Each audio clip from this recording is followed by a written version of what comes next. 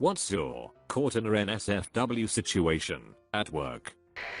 The amount of odd porn titles that have come up in my client's search history when I've done tech support is, yeah.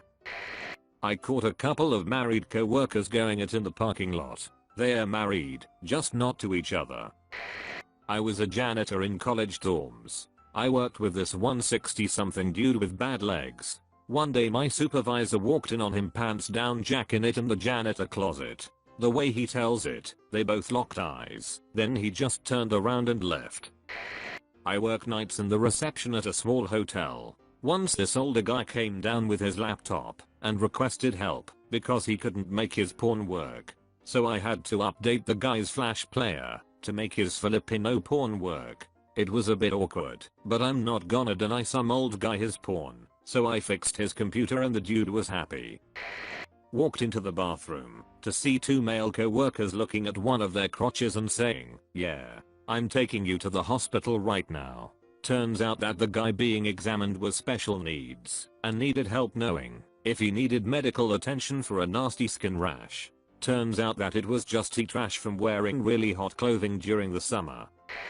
A little over a decade ago, I was working as a quality assurance tester at Sony. Rather than slogging my way through unfinished video games, though, I was tasked with watching movies that had been released on Blu-ray, making sure that all of their various features functioned as expected when accessed on the PlayStation 3. While that might sound like an amazing job, it was actually less enjoyable than you'd think, both because I didn't get to choose what I watched, and because I'd have to endure repeated viewings for every subtitle track, alternate cut, and ill-conceived piece of commentary that was included on the discs. One day, I was assigned the movie Eyes Wide Shut. If you're unfamiliar with the film, here's what you need to know. Stanley Kubrick was, and still is, famed as being one of the most driven and detail-oriented directors to grace the silver screen.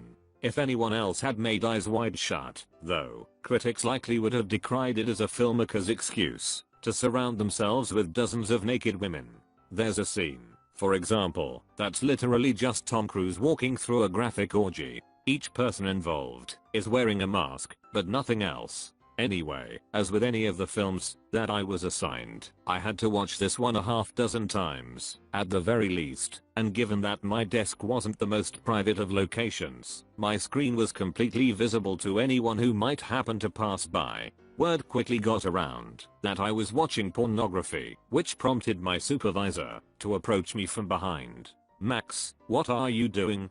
he asked. I kept my eyes glued to the screen, but held up the movie's case. "It's Eyes Wide Shut." "Oh." He stood there for a little while, staring, until the manager walked over. "What are you guys watching?" "Eyes Wide Shut," we both said. "Oh." Over the course of about 10 minutes, my desk was slowly surrounded by the entire management team, up to and including the department head. When the orgy scene finally finished, they all glanced around at each other, chuckled, then hurried off to focus on whatever work they had been neglecting. It was something of a relief for me, and not, as you might be thinking, because I didn't like having my superiors crowd around me, but because I had been seated with my head at crotch level for the entire showing. Like I said, I kept my eyes glued to the screen. TLDR, watching pornography at work saw me getting surrounded by. For a while I was sort of dating our secretary. One day after work, after everyone had gone home, she came into my office and we ended up having a great time on my desk. About halfway through I picked her up and pushed her against the glazed glass wall of my office while she was straddling me. After I got tired, she turned around facing the glass and we continued until I finished. I had forgotten about the security cameras in the hallways and entrance. About 3 days later I get to work, and there is a DVD plus R on my desk, with a note, "Hope you had fun," and it was of a camera that points almost directly at my office, because it is on a corner. You could a lot more than I thought you could through those glazed windows. Security guys are either blackmailing me or a bro. The walk-in freezer at the Papa John's in Alamogordo NM is a dirty place. I wasn't the only person busted with another pizza delivery person doing NSFW things.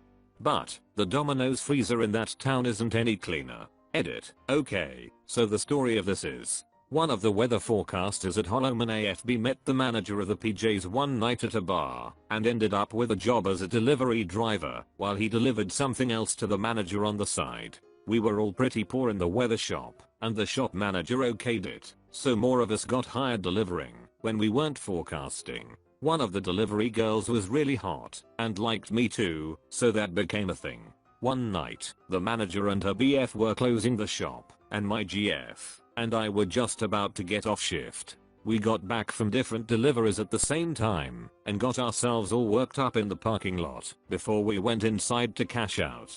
The manager was in her office, on her desk, with her boyfriend in there too, pants around his ankles. So we couldn't cash out and didn't want to go into the backseat of her Cavalier, so we went into the freezer. The manager came in about 10 minutes later and tried to pretend that she hadn't just been doing the same thing. We cashed out, went home, and had more fun while we ate some breadsticks. I don't know if this counts, but I worked for a call center a couple years ago, and when we asked someone their name we had to say, "And who do I have the pleasure of speaking with today?" Well, for some king reason why, I have no idea, I asked the lady on the phone, "And who do I have the pleasure of sleeping with today?" The girl who sits next to me looked at me wide-eyed, and then I realized what I said and apologized profusely. The lady on the phone just started cracking up and then told me her name was Miran. Edit. To answer the important question, I'm sorry to say I did not sleep with Miran. Also, thanks for the silver kind friend. Back in the early 2000s there was a NSFW prank floating around the internet. If you clicked it, a looping video of two guys going at it popped up on your screen and the PC speaker squawked, "Hey everybody, I'm watching gay porn."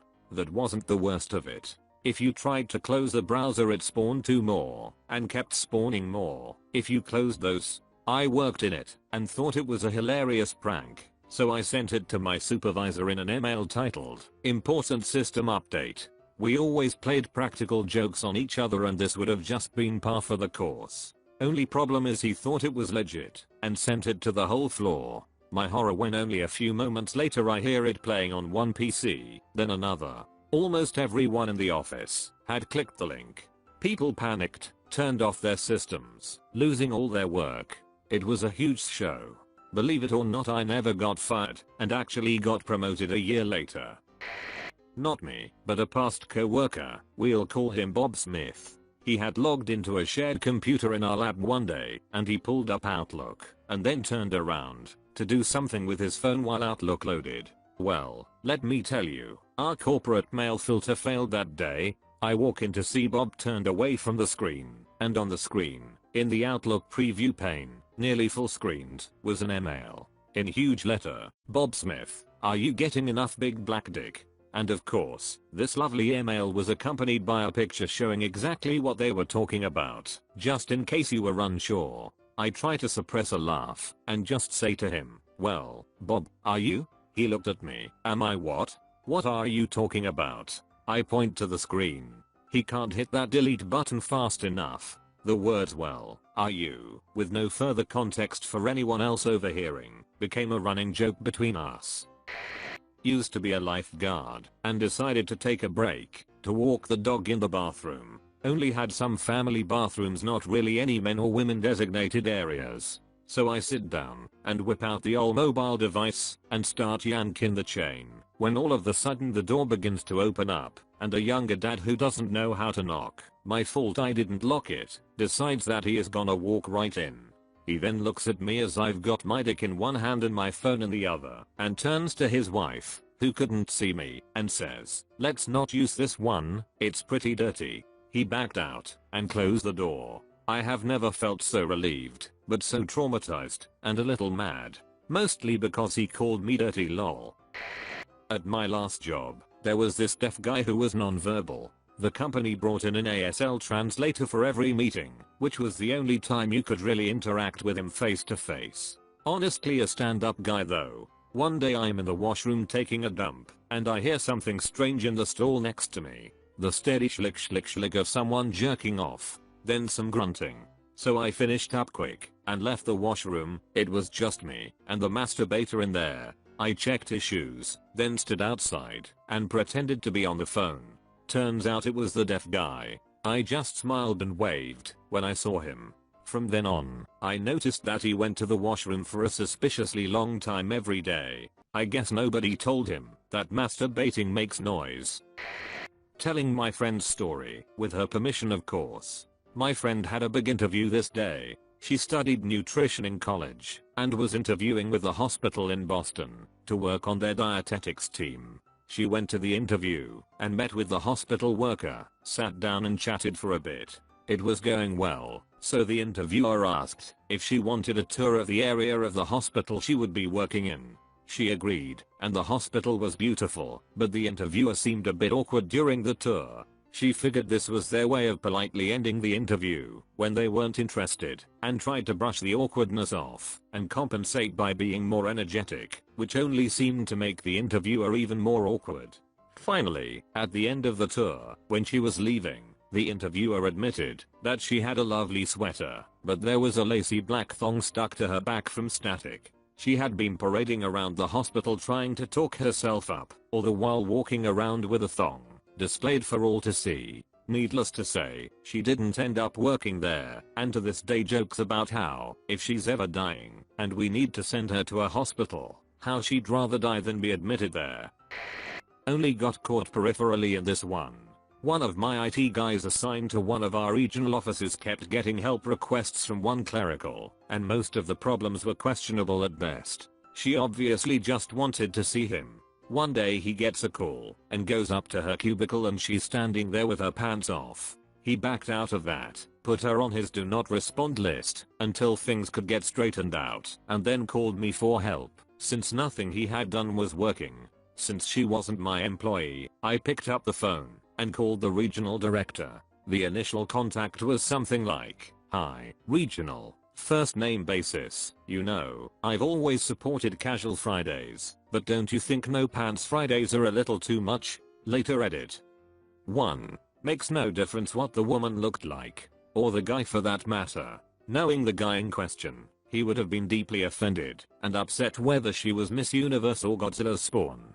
Simply not germane. 2. We had another similar instance a few years later with the genders reversed. The consequences were the same. Paperwork in the file and the employee soon leaving in shame. 3. I probably should have indicated that this was more than 3 decades ago when consequences for this sort of offensive conduct were on a different scale than now. Not me, but a close friend. He worked as a vet tech, cleaning kennels, walking the dogs, changing bandages, etc.